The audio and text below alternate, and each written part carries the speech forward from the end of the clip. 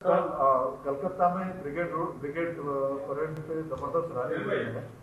उसमें अब्बास सिद्दीकी साहब भी शिरकत किए कांग्रेस और लेफ्ट के साथ। तो इतने दिन से जो आपकी बातचीत चल रही थी अब्बास सिद्दीकी के साथ, आपको भरोसा था उन पर कि आपके साथ जाएंगे, और आज उन्होंने जो है अभी टीएमसी अपना कांग्रेस और लेफ्ट को सपोर्ट दिया है। तो आप इस पूरे माहौल में कहाँ ठहरते हैं सर? एमआईएम और आपका क्या स्टैंड रहेगा?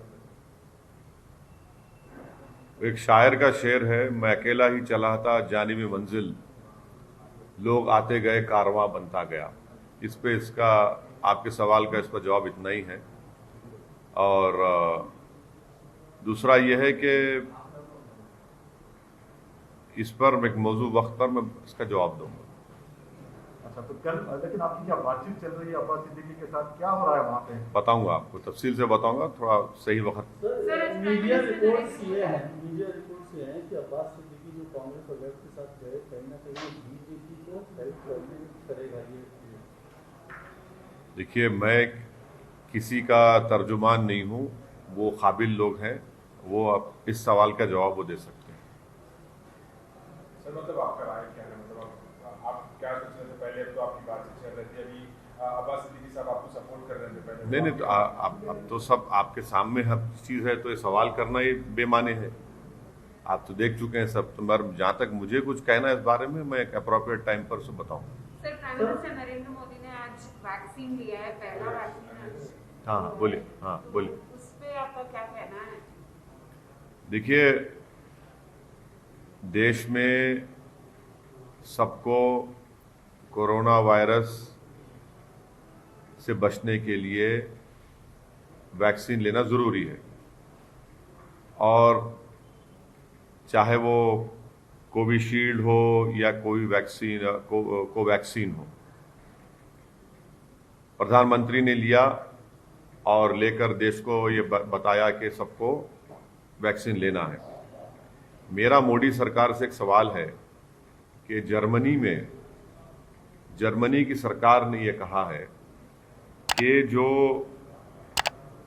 कोविशील्ड है, जिसको ऑक्सफोर्ड एस्ट्राजेनेका बनाती है और जिसका इख्तियार उन्होंने यहाँ पर सीरम को दिया है, तो जर्मनी में और उनका जो पब्लिश डेटा है वैक्सीन साइट पर एस्ट्राजेनेका का, वो ये कहता है कि वो वैक्सीन 18 से 64 ईयर्स के लोगों के लिए अच्छा है।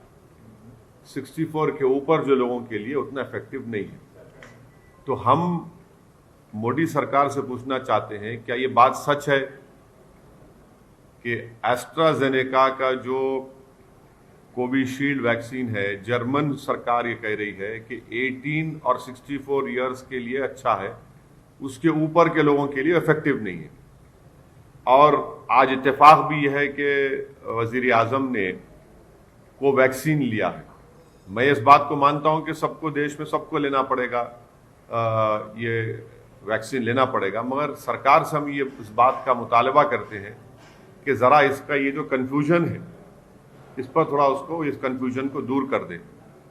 अब वैक्सीन तो लेना है, और मैं उम्मीद करता हूं कि हर गरीब आवाम तक ये वैक्सीन सरकार उनको पहुंचाएगी। और क्योंकि आज भी लोगों की मौत हो रही है, जनता परेशान है, ख़ास तौर से भारत के 3-4 स्टेट्स में फिर से थोड़ा केसेस बढ़े हैं। इस पर मुझे इतना ही कहना। सर, बंगाल वाले केस, क्या आप जो मौजूदा अभी आप प्रयास कर रहे थे, आप बातचीत कर रहे थे, जो मौजूदा सिचुएशन हुई है, उससे क्या आप थोड़ा सा डिसअपॉइंट हुए? नहीं, देखिए, मैं कभी भी नाउम्मीद नहीं होता हूँ, और हमेशा मैं उम्मीद रखता हूँ अल्लाह से, और एक पॉजिटिव आउटलुक रखना चाहिए। नाउम्मीदी क्यों होना चाहिए? नाउम्मीद होने की जरूरत ही नहीं है। उम्मीद पे दुनिया कायम है, कोशिश करते रहेंगे, ऐसा कोई बात ही नहीं है। सर, मतलब देखिए, उनका स्टेटमेंट तो पब्लिक डोमेन में है। अभी उनके अंकल का भी स्टेटमेंट आया है कि असद साहब को कोई जगह नहीं है वेस्ट बंगाल में बोल के। मतलब सर इस पूरे मुद्दे को आप कैसे देखते हैं? अभी ये नया स्टेटमेंट में क्या बोलेंगे आप, और अब्बास सिद्दीकी साहब के स्टेटमेंट में आप क्या बोलना चाहेंगे? नहीं, मैं तो उनके अंकल कौन है, क्या नाम है उनके अंकल का, कुछ दोहा साहब क्या बोल के, मतलब वो लोग कह रहे हैं कि वो कौन सी पार्टी में है वो? वही पार्टी में है, और उनके मिर्जादा दोहा साहब। नहीं नहीं, वो कौन सी पार्टी में, वो टीएमसी के है वो। ISF के पार्टी के ही है। नहीं नहीं, वो टीएमसी के हैं, तोहा सिद्दीकी। TMC के हैं। हाँ, वो टीएमसी के हैं, तो टीएमसी तो बोलेंगे ना। सर कहीं ना कहीं डिच हो गया है, कहीं ना कहीं क्या? डिच कर दिए हैं वो अब्बास सिद्दीकी MIM। अरे क्या ये डिच विच का कहाँ है भाई, कोई डिच विच नहीं है, कोई बात ही नहीं है इस बारे में। सही वक्त पर बोलूंगा, तफसील बताऊंगा पूरी। तो आप नाराज होंगे सर, इतना मेहनत किए, इतना भरोसा किया अब्बास सिद्दीकी पे। अरे नाराज क्या है, देखिए हम गुजरात गए, गुजरात में हम सिर्फ मेहनत किए, वहां पर हमारे 7 कॉरपोरेटर अहमदाबाद में जीते। अब हमको उम्मीद है कि इंशाअल्लाह ताला भरूच से, गोधरा से, मोडासा से भी हमारे कैंडिडेट्स कामयाब होंगे। हमारा काम चल रहा है, आगे बढ़ेंगे। अब आज हम मीटिंग लेने वाले हैं राजस्थान के बारे में, राजस्थान में पार्टी को इस्टेब्लिश करने का, वो भी करेंगे, बात करेंगे। उत्तर प्रदेश के चुनाव के लिए हम मेहनत कर रहे हैं। मैं 14 इस महीने में उतरौला जाऊंगा, मैं, राजभर साहब, शिवपाल साहब से मेरी बातचीत होने वाली है। तो ये हमारा काम चल रहा है, रुकने वाला काम क्या है हमारा। फिर हम गुलबर्गा में हम अपने एक असेंबली कैंडिडेट का, इलियास बागवान साहब का अनाउंसमेंट कर चुके हैं। तो हमारा काम चल रहा है। चौथर वेस्ट बंगाल कब जाएंगे सर, अभी ये पूरे परिस्थिति में? बिल्कुल जाएंगे, आप फिक्र मत करिए, बताएंगे आपको तफसील से, बंगाल के ऊपर आपको बताएंगे। सर आपके दोस्त राहुल गांधी ने पीएम मोदी की तुलना अंग्रेजों से की। अरे भाई, मेरा तो कोई दोस्त ही नहीं है, मैं तो लैला हूँ, बहुत चाहने वाले हैं। अब आप खामखा हर एक को हमारा दोस्त बना देते हैं, ये आपको एक बुरी आदत है आपको कि दोस्त बनाने की। अब दुश्मन भी कभी बना दीजिए, नहीं मालूम। सर ये कहीं ना कहीं जो अब्बास सिद्दीकी साहब का जो स्टैंड है, इससे MIM के चुनाव मतलब जो कैंडिडेचर है जो नहीं, देखिए तिवारी साहब, जल्द से जल्द एक सही वक्त पर तफसील आपको बताएंगे। सर मतलब आपके स्टेटमेंट से ये समझ सकते हैं कि आप सोलो लड़ने वाले हो, या फिर? अरे आपको जो समझना है आप समझ लो, मेरे जो समझ में हो, मेरे दिमाग में, मैं बताऊंगा आपको बात। आपने कहा मैं अकेला ही चलाता था, अकेले ही हाँ, मैं अकेला ही चला था, जानी बेमंजिल, इसका मतलब आप आए, लोग आते गए, कारवां बनता गया। तो कोई लोग आ रहे हैं बंगाल में या अकेले ही चलना है? मैं अकेले, एकला चलो तो वहीं से निकला ना। तो अगला चलो का नारा है। हाँ, बराबर है, बताएंगे आप। सर मैं बोली मैडम आप। सर जो वैक्सीन आज मोदी जी ने लिए, कोवैक्सीन, और उस पे पॉलिटिक्स भी स्टार्ट हो गई है। ऑपोजिशन कह रहा है कि मोदी जी ने वैक्सीन क्यों ली, तो आपका नहीं, आप भी वैक्सीन लेंगे फिर? क्यों नहीं लेंगे? मैं तो पहले से कह रहा हूं कि ये वैक्सीन को आप वो कर दो, सरकार को देना चाहिए। तो जो पॉलिटिक्स कर रहे हैं इस पे, मैं ये कह रहा हूं कि वो वैक्सीन हर एक को लेना है जिसका स्टेज 3 के पूरे ट्रायल्स हो चुके हैं, और ये वैक्सीन ज़रूरी है हम तमाम के लिए, अपनी जान को बचाने के लिए। और ख़ास तौर से जो एल्डरली स्टेट्समैन है, ओवर 65 ईयर्स, जिसको हम उर्दू में कहते हैं हमारे बुजुर्ग, उन बुजुर्गों की जान बचाना ज़रूरी है, क्योंकि एज के लिहाज से कोमॉर्बिडिटी हो सकती है उनको, एज के लिहाज से उनको ये वायरस उन पर अटैक कर सकता है, तो उन पे खतरा है। तो जितने बुजुर्ग हैं 65 साल के ऊपर के, पहले उनको लेना चाहिए, और अच्छी चीज़ है, बिल्कुल लेना चाहिए। मतलब सर ये वैक्सीनेशन ड्राइव को आप पॉलिटिसाइज कर रहे हैं, मतलब? मैं क्या कर रहा हूँ पॉलिटिसाइज, मैं तो बोल रहा हूँ ना। बुजुर्ग से ताल्लुक आपका प्रधानमंत्री? नहीं भाई, उर्दू में जो ज़ईफ लोग होते हैं उनको बुजुर्ग कहते हैं, तो बुजुर्ग लोगों को लेना जरूरी है, बहुत जरूरी है। बुजुर्गों को इम्यूनिटी लेवल कम होता है ना उनका, बल्कि पूरे देश की 137 करोड़ जनता को, जिसमें अगर 18 साल से कम उम्र वालों निकाल देंगे तो उन सबको दिलाना पड़ेगा। बहुत अच्छी चीज़ है, मैं तो एनकरेज करूंगा लेने के लिए। मतलब उसी टाइम पे आप सवाल भी उठा रहे हैं? हाँ, मैं जैसे 64 मैं आपको सवाल ये मैं सरकार से सवाल उठा रहा हूं कि इंग्लिश मीडिया के टाइम्स ऑफ इंडिया की रिपोर्ट है, आप ही का सिस्टर ऑर्गेनाइजेशन है जिसके लिए आप काम करते हैं, जिससे आपको तनख्वाह मिलती है, उन्होंने अखबार में एक बॉक्स आइटम बनाकर न्यूज डाली है। अब मैं तो एक्सपर्ट नहीं हूं, उसमें अंग्रेजी पढ़ के सुना दूं आपको क्या लिखा उसमें, सुन लीजिए। German states want unused extra vax for younger people. उसमें लिखा हुआ है कि several German states called on Sunday for unused AstraZeneca corona virus vaccine to be given to younger people as worries about side effects and efficacy as well as recommendation it be used only for under 65 have meant low take-up of available doses. The German Health Ministry said this week it had administered only 15% of the AstraZeneca shots it has available. Elderly people are first in line to be vaccinated, but Germany has recommended that the AstraZeneca vaccine be given only to people aged 18 to 64. ये आप लोग carry कर रहे हैं, अब आप मेरे को क्यों इल्जाम लगा रहे हैं? आप भी प्रोटेस्ट करेंगे उसको डाल के। मैं सिर्फ ये पूछना चाह रहा हूं कि प्रधानमंत्री भी आज भारत बायोटेक का कोवैक्सीन लिए हैं, तो सरकार को थोड़ा क्लैरिफाई कर दीजिए। वैक्सीन तो सबको लेना है, जान बचाने का, इसमें कोई, मैं तो सबको बोलूंगा कि प्लीज वैक्सीन लीजिए, और खास तौर से जो 65 साल के ऊपर के जो हमारे बुजुर्ग हैं उन सबको लेना पहले है, सबको जाके लेने का।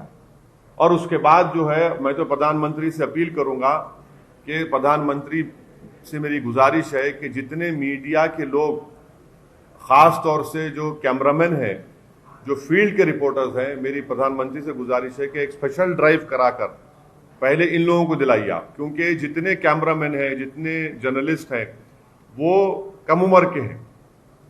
कोई 40 साल का है, कोई 35 साल का है, कोई 50 साल का है। तो प्रधानमंत्री का आईएनबी मिनिस्टर प्रकाश जावड़ेकर साहब को चाहिए कि वो दिल्ली में वो खुद भी लें और तमाम मीडिया के लोगों को बुला के सबको वैक्सीन लगाएं।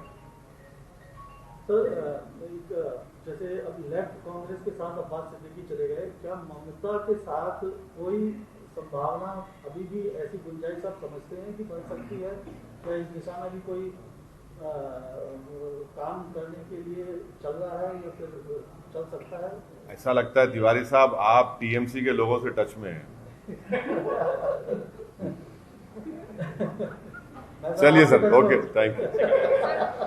तमिलनाडु में अमित शाह कल गए थे, पौंडीचेरी भी गए थे, तो क्या एआईएमआईएम किस तरह से वहां पे? तमिलनाडु में हम बराबर इलेक्शन लड़ेंगे। 5 साल पहले भी हम इलेक्शन लड़े थे, और वानियमबाड़ी से और एक 2-3 जगह से हम मुकाबला किए थे। वानियमबाड़ी में तमिलनाडु हमारा यूनिट काम कर रहा है। इंशाल्लाह डेफिनेटली तमिलनाडु में हम इलेक्शन लड़ेंगे, हमारे लोग वहां पर काम भी कर रहे हैं, इलेक्शन लड़ेंगे तमिलनाडु में। आप भी जाएंगे क्या? हाँ, क्यों नहीं जाएंगे, अरे बराबर जाएंगे। बंगाल में कितनी सीटों पर चुनाव है? बोलिए, आपको बताओ ना तिवारी साहब, में आपसे कंसल्ट कर लेंगे, क्योंकि आप ऑफर लाए हैं टीएमसी से, बात कर लेंगे। आपकी स्ट्रैटेजी क्या रहेगी बंगाल में? हाँ, कल का तो पार्टी फॉर्मेशन डे है, और इंशाल्लाह आप लोग तशरीफ लाइए। और हमारी पार्टी अपना एक सियासी सफ़र, जिसका आगाज़ 1957 में मरहूम फ़ख्र मिल्लत अलैहिर्रहमा और उनके साथियों ने किया था, आज अल्हम्दुलिल्लाह मजलिस एक ताकतवर मौक़िफ़ रखती है। और जो हमारे बुज़ुर्गों ने जो क़ुरबानियाँ दी, जो खून पसीना बहाया, जेल की सोहबतें और मसाइब और मुश्किलात का सामना किया, आज उन्हीं की क़ुरबानी और मेहनत की वजह से आज मजलिस इस मुकाम को पहुँची है। तो यकीनन हम उन तमाम हमारे मरहूम क़ायदीन को, हमारे जो ज़िम्मेदारान जो आज इस दुनिया में नहीं, उन सबको खराज अक़ीदत पेश करेंगे, उनको याद करेंगे, ताकि उन तमाम लोगों की मेहनत, क़ुरबानी और उनके जो उम्मीदें थी, हम उसको पूरा कर सकें। और उसका तरीक़ा एक ही है कि हम लोग और ज़्यादा मेहनत करें, इखलास पैदा करें, और मजलिस के पैगाम को आवाम तक लेकर जाएं, और ख़ास तौर से गरीब आवाम के दरमियान में रहकर उनके इंसाफ का, उनके हकूक़ का मुतालबा करें और उस पर अमल भी करें। तो कल इंशाअल्लाह ताला दारुस्सलाम में सुबह 10:30 बजे पहले परचम कशाई होगी और परचम कशाई के बाद एक जलसा होगा। और ये हमारी पार्टी के लिए कल का दिन 2 मार्च एक बड़ा अहम और तारीख़ी दिन है और हम तमाम मजलिस के ज़िम्मेदारों के लिए एक फ़ख्र का दिन भी है। और यकीनन तमाम मजलिस के ज़िम्मेदारान मुहिबान मजलिस कल दारुस्सलाम में जमा होंगे और हम अपने जमात के पैगाम को और जमात की मेहनत और जस्तजू का जिक्र भी करेंगे। सर, एक आखिरी सवाल, वेस्ट बंगाल पे आपकी स्ट्रैटेजी क्या रहेगी? वेस्ट बंगाल पे आपकी स्ट्रैटेजी क्या रहेगी? बोल दिया ना मैडम, सब बताएंगे आपको टाइम। अभी इस पर कोई बातचीत नहीं हुई कुरैशी साहब, इस पर कोई बातचीत नहीं। पार्टी में हमको बैठ के बात करना है, एक लाएअमल तय करके आपको बताएंगे।